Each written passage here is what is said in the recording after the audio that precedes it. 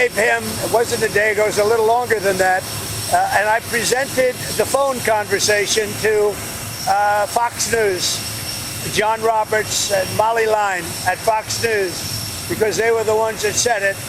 And we actually spent 16-point-something minutes on the phone, and I told him he's got to get his act together because you're going to have some bad times in Los Angeles if he doesn't. He's a stone-cold liar.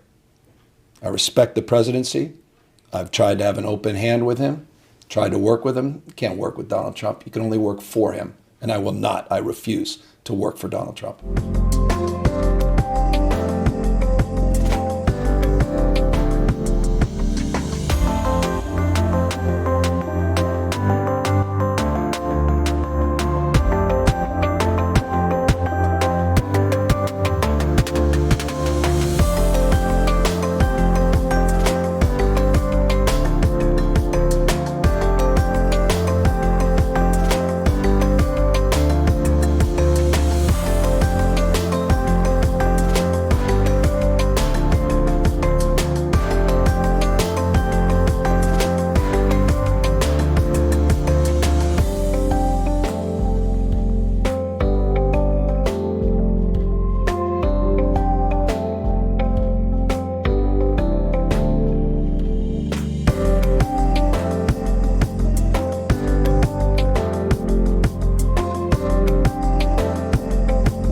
President Trump contacted me from Air Force One on his way to Fort Bragg, North Carolina, where he'll be in just a little while. He said the first call to Gavin Newsom was not picked up. The second call Gavin picked up. We spoke for 16 minutes.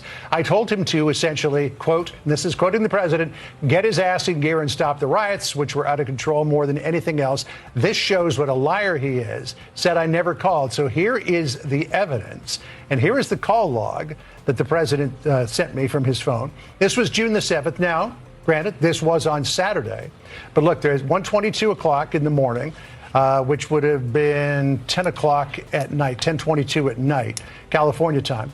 There was an outgoing call for 4 seconds. And then there was an outgoing call for 16 minutes. So that from the president, which says is proof that he spoke to Gavin Newsom early in the morning, our time, late at night, Friday night, would have been June 6th, I guess, in Los Angeles. So, Governor, over to you for the response.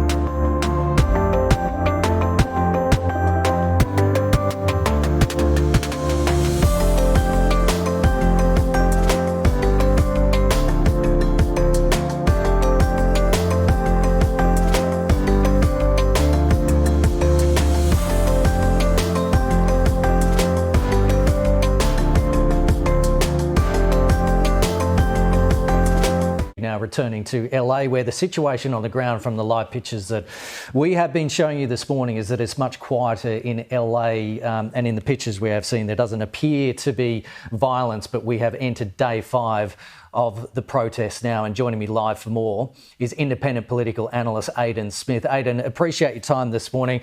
We have heard from President Donald Trump at Fort Bragg on the other side of the country in North Carolina, that address where he says military service members are defending the republic itself and stopping an invasion.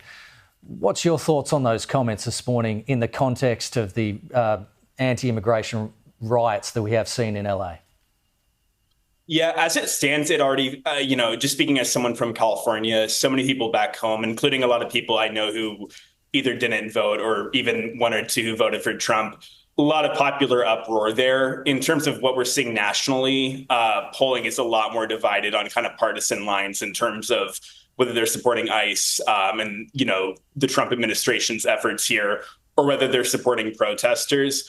In California, I think that a lot of the main thing that we're seeing right now is that you're really seeing Gavin Newsom shoot to political superstardom after so many years of trying that.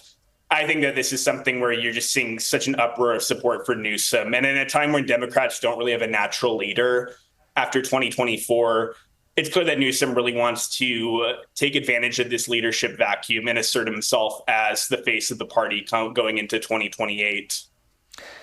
Donald Trump also says that these are paid insurrectionists without providing any evidence on that. And this is months after Donald Trump issued pardons to the January 6th insurrectionists that stormed the Capitol.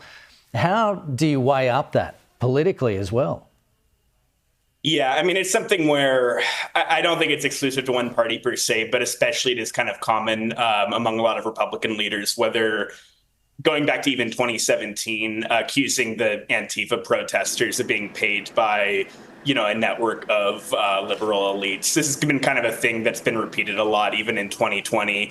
I think a lot of people, especially after the January 6th insurrection and Trump's pardoning, something like that really just, destabilizes popular, confidence.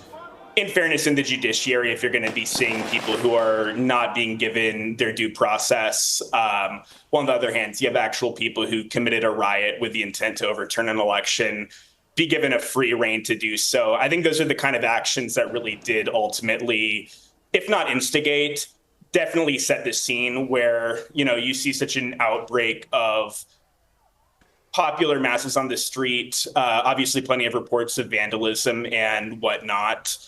But it's just something where I think it's such a indicative of the root cause of there's so much dysfunction all around and so little among any, people of either party, just decreasing popular, confidence in government at large. Aidan Smith, appreciate your time this morning. Appreciate you joining us.